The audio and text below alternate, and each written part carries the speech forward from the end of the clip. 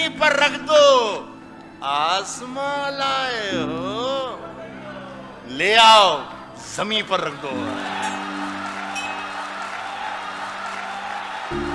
पेश हैं डॉक्टर जनाब राहत इंदौरी।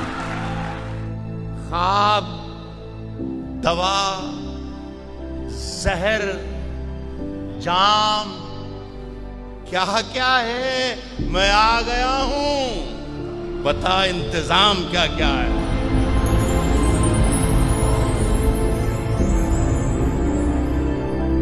रिफतुल्लाह कुरैशी के मजले बेटे ने ख्वाब बुनना शुरू कर दिए थे।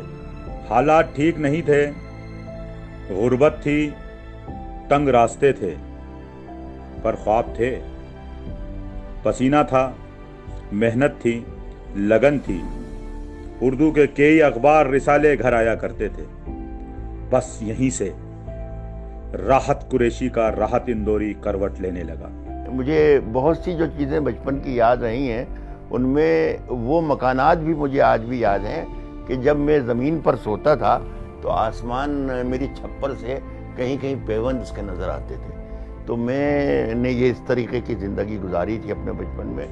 नयापुरा के सरकारी उर्दू स्कूल में कलम कागज से पहली मुलाकात हुई। शायद राहत इंदौरी के नन्हे कदमों का फैज है वही रानीपुरा आज भी शायरी का दीवाना है, और राहत इंदौरी का भी। किसने दस्तक दी ये दिल पर, कौन है? आप तो अंदर हैं, बाहर कौन है? रानीपुरा मेरे लिए बिल्कुल दिल्ली की जामा मस्जिद की सीढ़ियों की तरह था, जो वहाँ के बड़े लोग बैठते थे। इसलिए मैंने ये शेर कहा था कि मेरी दिल्ली मेरा रानीपुरा है, मेरी दिल्ली मेरा रानीपुरा है, गली में कुछ सुखनवर बैठते हैं। तो वो एक छोटी सी गली है, उसमें हम बैठकर सीखते थे, यही सीख रहे। अब राहत कुरैशी कॉलेज में थे, लफ्ज से लफ्ज टकराने लगे थे। फिर कवाल किशन बेताब उन्हें रानीपुरे की बज़्म अदब लाइब्रेरी में ले गए और वहां खड़ा कर दिया। बज़्म अदब से आधी सदी पहले निकली आवाज आज हिंदुस्तान ही नहीं दुनिया में सुनाई दे रही है।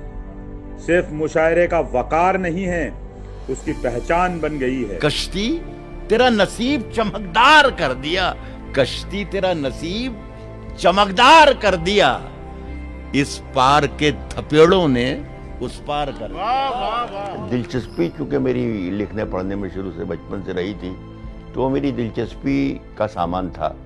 तो मैं फिर चारों तरफ देखना ही मैंने बंद कर दिया। अलबत्ता मेरी जो पहला शौक़ था पेंटिंग का, वो मैंने जारी रखा था।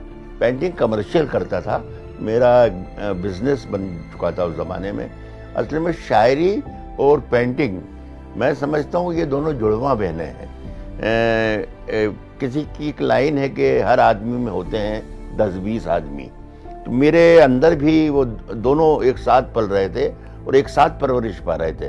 तो ये दोनों एक साथ पल रहे थे और ये दोनों बरसों तक साथ रहे और बड़ा समझौता रहा, बड़ा कॉम्बिनेशन रहा, कोई लड़ाई झगड़ा नहीं हुआ। लेकिन अचानक मुझे ऐसा लगा जैसे शायर ने ऐलान कर दिया कि मैं हूँ, अकेला मैं हूँ, और इस जिस्म पर, इस दिमाग पर, इस सोच पर सिर्फ मेरा हक है। देवास के उस मुशायरे से शुरुआत हुई जिसकी सिफारिश उनकी माँ मकबूल बी ने की थी। जिसकी सिफारिश माँ कर देती है उसे किसी और सिफारिश की जरूरत नहीं पड़ती। वहाँ पर उस वक्त के हिंदुस्तान के जो टॉपर्स थे, बड़े शायर थे, वहाँ मैंने उनके बीच ये मुशायरा पढ़ा। उस ज़माने में मेरे परिचय में, मेरे तारुफ में सिर्फ इतना कहा कि लीजिए सुनिए जनाबे राहत को। से पूछो क्या गदई मांगती है कितना लहू, सब समझते हैं ये धंधा बड़े आराम का है। मुझे कोई ना पहचानता था ना जानता था, लेकिन मेरा शेर जरूर था मेरे पास जो मैंने सुनाया और लोगों के दिलों में घर कर गया, लोगों ने पसंद किया और वहीं से फिर लोगों से मेरी सलाम दुआ हुई और धीरे धीरे सफर शुरू हो गया। राहत इंदौरी धीरे धीरे मकबूल हो रहे थे और घर से दूर भी हो रहे थे। मेरी बीवी ने 10 बरस तक मेरे बच्चों को पाला और 10-12 बरस के बच्चे जब हो गए तब मैंने देखा कि ये अब मेरे बच्चे इतने बड़े बड़े हो गए हैं, मेरी बेटी, मेरे 2 बेटे।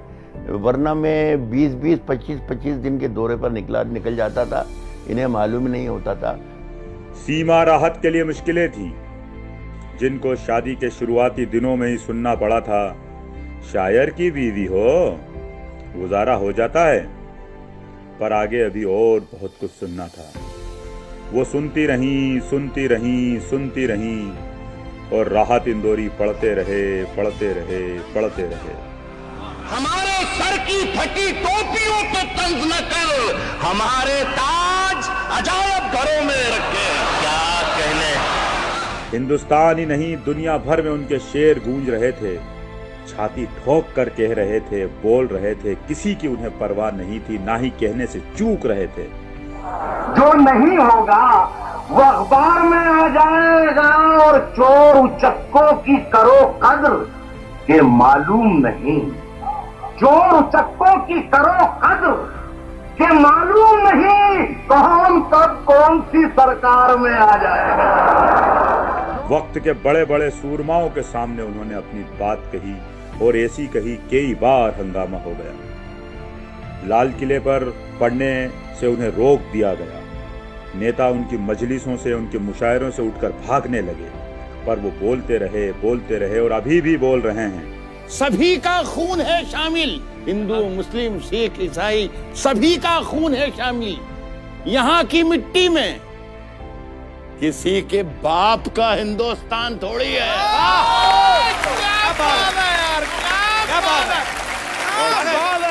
ये वो आवाज है जो हिंदुस्तान की आवाज है, जो कह रही है, राहत इंदौरी जिंदाबाद, राहत इंदौरी जिंदाबाद, राहत इंदौरी जिंदाबाद।